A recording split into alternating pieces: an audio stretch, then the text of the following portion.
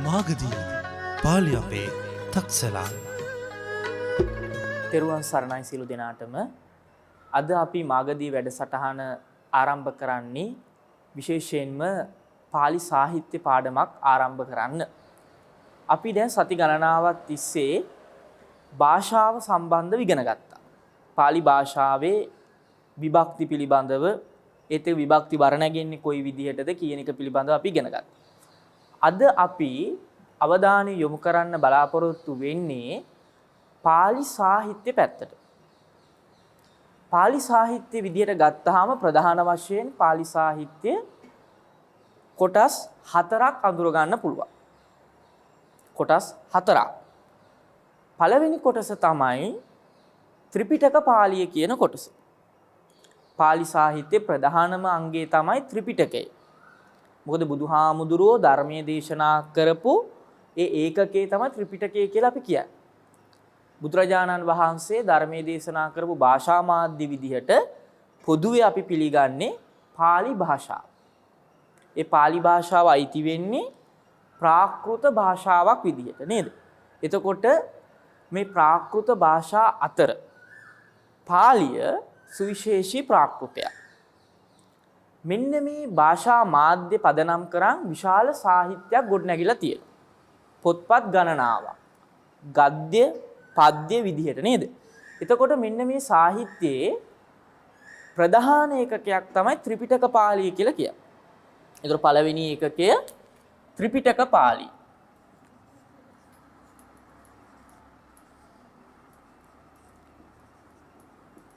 ත්‍රිපිටක පාළි. ඊළඟ ඒකකේ තමයි අට කතා පාළි කියලා කියන්නේ. මොකද්ද? අට කතා පාළි.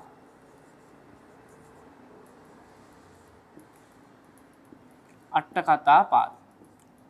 ඊළඟ ඒකකේ මොකක්ද? ටීකා පාළිය.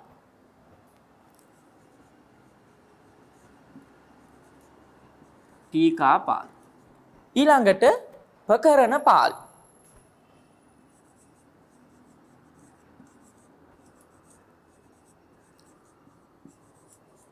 ප්‍රකරණ පාළි. එතකොට මෙන්න මේ ප්‍රධාන ඒකක 4ක් අපිට අඳුර ගන්න පුළුවන් වෙනවා පාලි සාහිත්‍ය ඉගෙන ගන්නකොට. ඒතර සමස්ත පාලි සාහිත්‍ය කියලා කියන්නේ මෙන්න මේ ඒකක 4ට තමයි. මොනවද ඒකක 4? ත්‍රිපිටක පාළිය, අට කතා පාළිය, ටීකා පාළිය, ප්‍රකරණ පාළිය. එතකොට මේ අතරින් පැරණිම එක මොකක්ද? ත්‍රිපිටක පාළිය. ඊට පස්සේ තමයි ගොඩනැගෙන්නේ අට කතා පාළිය. ටීකා පාළියයි ප්‍රකරණ පාළියයි සාමාන්‍ය සමකාලීන ගොඩනැගෙන ඒකක දෙකක්. අදටත් සාමාන්‍යයෙන් ලියවෙන පොතපත ගොඩක් අයිති වෙන්නේ මෙන්න මේ ප්‍රකරණ පාළියට හා ටීකා පාළිය කියන ඒකක දෙකට. දැන් ත්‍රිපිටක පාළියට අපිට මුකුත් අලුතෙන් එකතු කරන්න පුළුවන්ද?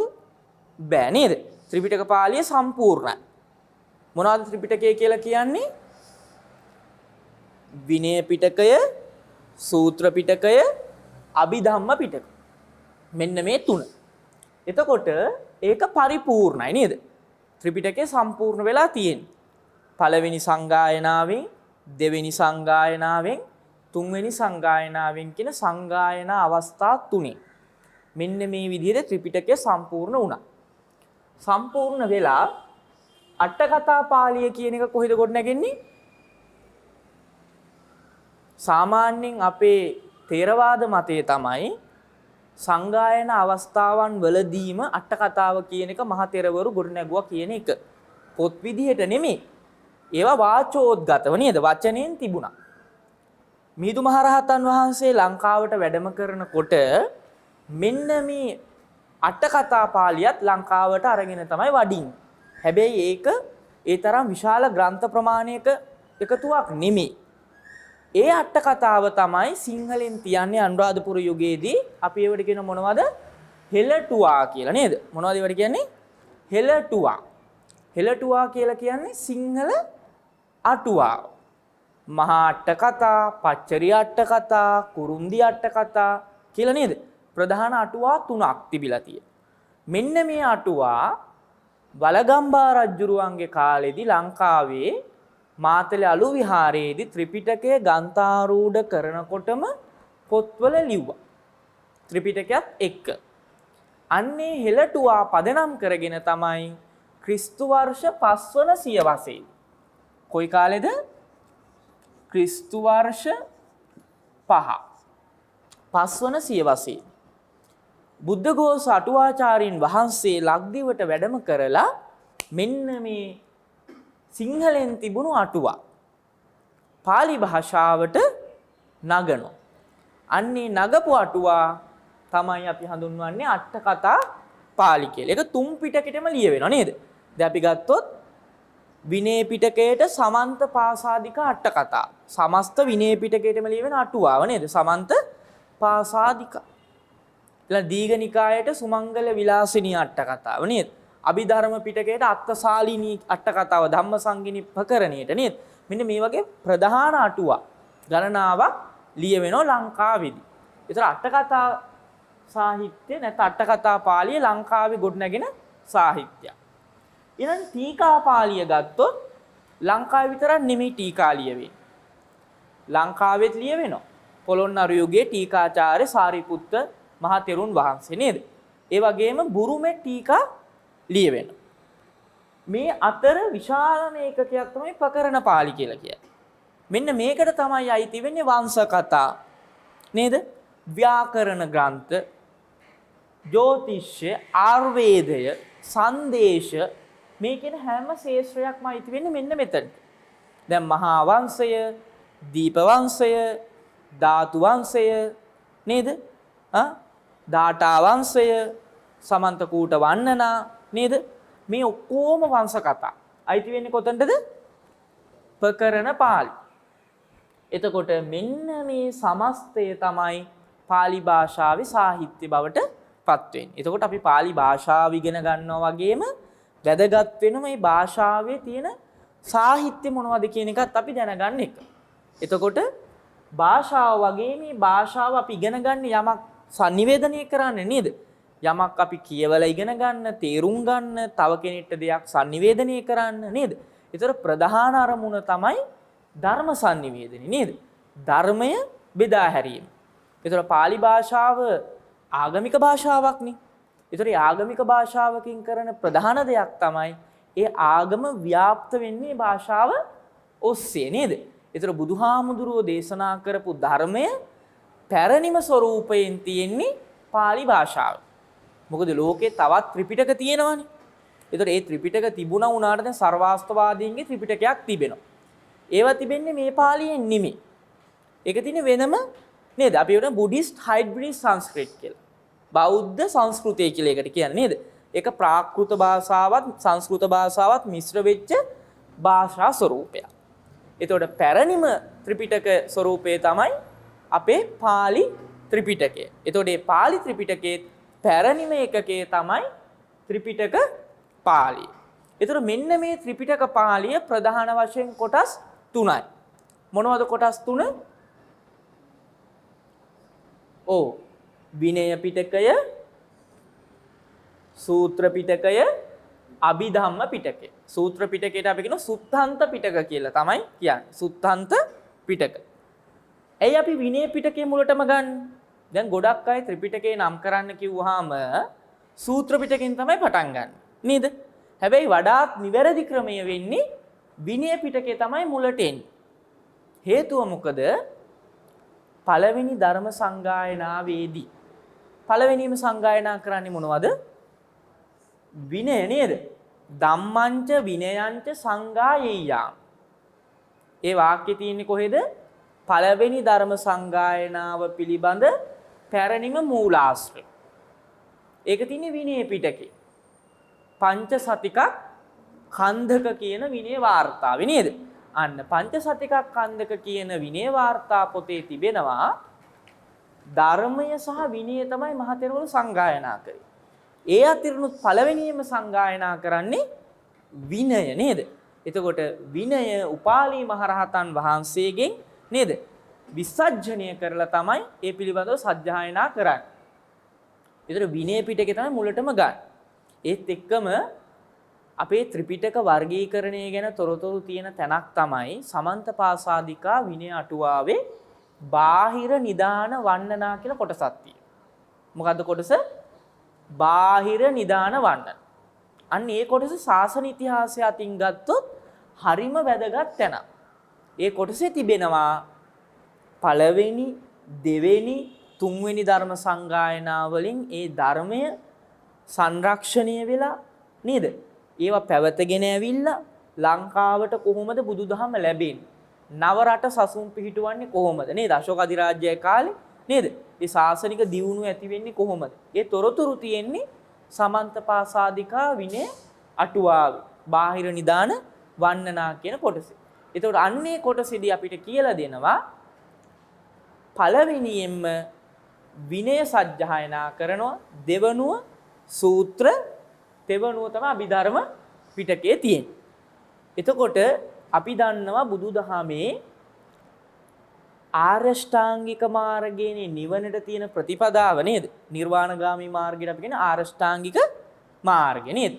ඒතර ආරෂ්ඨාංගික මාර්ගය බෙදෙනවනේ කොටස් කීයකට බෙදෙනවද? 3කට බෙදෙනවා නේද? මොනවද කොටස් 3? ත්‍රිශික්ෂා කියලා අපි උඩ කියනවා නේද? මොනවද? සීල, සමාධි, ප්‍රඥා. සීලය දියුණු වෙන්නේ. ඒතර සීල, සමාධි, ප්‍රඥානි පිළිවෙල. ඒතර සීලයෙන් තමයි එන්නේ සමාධියට. සමාධියෙන් තමයි යන්නේ ප්‍රඥාවට නේද? එතකොට සීලය දියුණු වෙන්නේ විනය පිටකයේ. එහෙම තමයි බුද්ධඝෝෂ අටුවාචාර්යින් වහන්සේ දක්වන්නේ. ඊළඟට සමාධිය දියුණු වෙන්නේ සූත්‍ර පිටකයේ. ප්‍රඥාව දියුණු වෙන්නේ කොහෙන්ද? අභිධම්ම පිටකේ. ඇයි අභිධර්ම පිටකේ මොනවද තියෙන්නේ? සතර පරමාර්ථ ධම්ම නේද? පරමාර්ථ දේශනා බුදුහාමුදුරන්ගේ නේද? චිත්ත, චෛතසික, රූප, නිබ්බාන. ඒතර පරමාර්ථ දේශනාව තමයි අභිධර්මය. ඒතර සූත්‍ර දේශනාව මොකද්ද? වෝහාර දේශනා කියලා එකට කියන්නේ. මොකක් කියලාද කියන්නේ? වෝහාර දේශනා. කියන්නේ විවහාරය නේද? විවහාරික දැනුමත් එක්ක ගොඩනැගුණු දේවල් තමයි සූත්‍ර පිටකේ තියෙන්නේ. එතකොට සූත්‍ර පිටකේ තියෙනවනේ කතා නේද? උපමා නේද? රූපක, අලංකාර නේද? දැන් අපි ගත්තොත් එහෙම ගොඩක් සූත්‍ර පිටකේ මොනවාද කතාවක් තියෙනවා නේද? නිදාන කතාවක් තියෙනවා, ඉතිහාස කතාවක් තියෙනවා නේද? සමහර වෙලාවට ඉන්දියාවේ තිබෙන පුරාණෝක්ති කතාවක් තියෙනවා. දැන් චක්කවර්ති සිහනාද සූත්‍රය ගත්තොත් ඒකේ තියෙන ඉන්දියාවේ තිබුණු පුරාණෝක්ති කතාවක් නේද? චක්‍රවර්ති රාජ්‍ය සංකල්පය කියලා නේද? ඒ වගේ. දැන් සිංහාල සූත්‍රය ගත්තොත් නේද? සිංහාලක සූත්‍රයේ තියෙන්නේ සිංහාල නේද? සිංහාල සිටු මේ පුත්‍රයාගේ කතාව තියෙනවා නේද? හැබැයි අභිධර්ම පිටකේ එහෙම තියෙනවද? නැහැ. අභිධර්ම පිටකේ කෙලින්ම විස්තර කරලා තියෙන මොනවද? ධර්මකාර. පරමාර්ථ ධර්ම. ඒතකොට ඒකට කියන්නේ පරමත්ත දේශනාව කියලා. අන්න අර උපමා උපමේය කතන්දර තියෙන නිසා සූත්‍ර පිටකෙට කියනවා වෝහාර දේශනා කියලා. එතකොට අපේ මේ සහෘදයින් දැනගන්න ඕන වැදගත්ම කාරණයක් තමයි දැන් ත්‍රිපිටකය කියවන්නේ අපි පාලි ඉගෙන ගන්න. ඒතර පාලි ඉගෙන ගන්නකොට විශේෂයෙන්ම ත්‍රිපිටකයේ සැකැස්ම අපි ටිකක් දැනගෙන තියෙන්න ඕන. නේද? එහෙම වුණොත් තමයි අපිට සූත්‍රයක් තියෙන තැන කොහෙද කියලා බලා ගන්න පුළුවන් නේද? එතකොට යම් අපි ධර්ම කාරණයක් ඉගෙන ගන්නවා නම් ඒක තියෙන්නේ කොතනද? ඒතකොට ත්‍රිපිටකයට ප්‍රවේශ වෙනකොට ඒ ත්‍රිපිටකයේ ස්වરૂපය කොයි ආකාරයකටද ගොඩනැගිලා තියෙන්නේ කියන එක අපි දැන ගැනීම ඉතාම වැදගත් වෙනවා. එහෙමනම් අපි බලමු මුලින්ම අපි පොදුවේ හැමෝටම වැදගත් වෙන නිසා සූත්‍ර පිටකයට යමු. නේද? විනය පිටකේ නම් ගොඩක් වැදගත් වෙන්නේ හාමුදුරුවරුන්ටනේ. විනය දේශනාව නේද? එතකොට සූත්‍ර පිටකේ. සූත්‍ර පිටකේ කොටස් කීයද? සූත්‍ර පිටකේ කොටස් 5යි නේද? සූත්‍ර පිටකේ බෙදන්නේ මොනව නමින්ද? නිකාය නමින්. සූත්‍ර පිටකේ පොත්වලට අපි කියන මොනවා කියලාද? නිකාය. එතකොට විනය පිටකේ පොත්වලට මොනවා කියලාද කියන්නේ?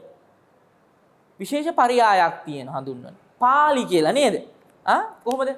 පාරාජික පාලි, පාචිත්‍ය පාලි, මහා වග්ග පාලි, චුල්ල වග්ග පාලි, පරිවාර පාලි. ඒ පොත් හඳුන්වන්නේ මොනවා කියලාද? පාලි කියලා. සූත්‍ර පිටකේ පොත් හඳුන්වන්නේ මොනවා කියලාද? නිකාය කියන නම. අභිධර්ම පිටකේ පොත් හඳුන්වන්නේ මොනවා කියලාද? ප්‍රකරණ කියලා නේද? ධම්ම සංගිනිප්පකරණ නේද? විභංගප්පකරණ, ධාතු කතා, කතාවත්තු, යමක, ප ဋ ාණ නේද? ආදී විදිහට නේද? ඒ ඔක්කොම ප්‍රකරණ ග්‍රන්ථ නේද? එතකොට නිකාය පහක් තියෙනවා. සූත්‍ර පිටකයේ නිකාය පහයි. මොනවද නිකාය පහ? දීඝ නිකාය, මජ්ක්‍ධිම නිකාය, සංයුත්ත නිකාය, අංගුත්තර නිකාය, කුද්දක නිකාය. නිකාය පහයි.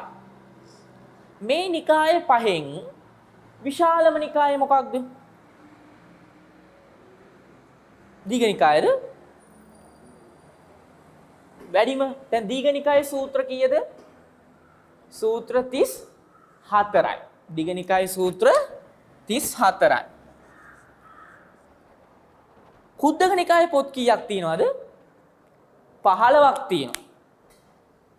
කුද්දක නිකාය නමින් කුද්දක වුණාට නිකාය කුද්දක නැහැ.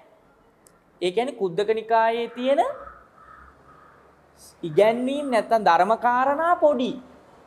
හැබැයි පොත් 15ක් විශාලම නිකාය මොකද්ද? කුද්දක නිකාය. නේද? කුද්දක නිකායේ පොත් කොනවාද? තේර ගාථා, තේරී ගාථා, පේතවත්තු, විමානවත්තු නේද? ධම්මපද, උදාන නේද? අපදාන නේද? කොච්චර විශාල ග්‍රන්ථ ප්‍රමාණයක් තිබෙනවද නේද? එතකොට ඒක විශාලම නිකාය තමයි කුද්දක නිකාය. කුද්දක නිකාය. කුද්දකය කියලා කියන්නේ ධර්මකාර්ය. ධම්මපදයේ ගත්තොත් එක ගාථාවයි නේද? ඒතර එක ගාථා පෙළක් තියෙන. අන්න ඒ වගේ. ඒතර දීඝ නිකාය තමයි දීර්ඝ ප්‍රමාණයේ සූත්‍ර තියෙන. දීඝ නිකායේ සූත්‍ර කීයක් තියෙනවද? 34ක් තියෙන. සූත්‍ර 34ක්. මෙන්න මේ සූත්‍ර 34න් කොටස් 3කට බෙදෙනවා. මොනවද කොටස් 3? සීලකන්ද වග්ග, මහා වග්ග, පාටික වග්ග. මොනවද කොටස් 3? සීලකන්ද වග්ග, මහා වග්ග, පාටික වග්ග. දීඝ නිකායේ ආරම්භකම සූත්‍රය මොකක්ද? ඔන්න සූත්‍ර පිටකේ පටන් ගන්නෙ කොතනින්ද? බ්‍රහ්මජාල සූත්‍රය. කොතනින්ද පටන් ගන්නෙ? බ්‍රහ්මජාල සූත්‍රය. බ්‍රහ්මජාල සූත්‍රයේ මුලටම ගන්නේ හේතුවක් ඇතුව. බුදුහාමුදුරුවෝ පහළ වුණු ක්‍රිස්තු පූර්ව 6 වන සියවසේ ಭಾರತයේ තිබුණු නේද? වෙනත් ඉගැන්වීම් නේද? අපි සාමාන්‍යයෙන් දෙසටක් මිත්‍යා දෘෂ්ටීන් කියලානේ කියන්නේ නේද? අන්නේ ඉගැන්වීම් බ්‍රහ්මජාල. බ්‍රහ්ම කියන්නේ මහා බ්‍රහ්මයා විසින් එල්ලන දැලනේ. ජාල කියන්නේ දැල කියන එක නේද? එතකොට මෙන්න මේ ඉගැන්වීමෙන් තමයි ආරම්භ කරන්නේ. දෙවෙනි සූත්‍රයේ සාමාන්‍ය ඵල සූත්‍රය නේද? ශ්‍රමණ ඵල පැවිද්දෙකුට ලබන්න පුළුවන් නේද? ඵල මොනවද කියන එක විග්‍රහ කරන සූත්‍ර. දීඝ නිකායේ අපිට වැදගත් වෙන සූත්‍ර ගණනාවක් තියෙනවා නේද? අපි කවුරුත් කතා කරන සිංහල සූත්‍රය. දීඝ නිකායේ පාටික වග්ගයේ සූත්‍රය. අග්ගඤ්ඤ සූත්‍රය. දීඝ නිකායේ පාටික වග්ගයේ 4 වෙනි සූත්‍රය නේද? ඒතකොට චක්කවර්ති සිහනාද සූත්‍රය. සූත්‍ර පිටකේ ලොකුම සූත්‍රය මොකද්ද?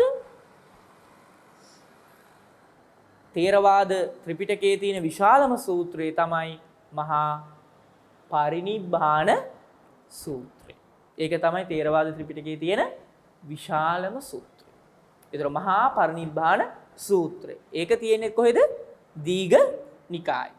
ඒතර අපි මේ දල වශයෙන් කතා කරේ ත්‍රිපිටක සාහිත්‍ය ගැන. ත්‍රිපිටකයේ මොනවද අන්තර්ගත වෙන්නේ කියන එක.